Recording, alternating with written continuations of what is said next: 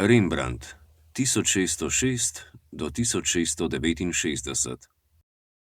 Estera pred obiskom Ahasverja 1635. Rembrandt je kupoval in zbiral stara in eksotična oblačila.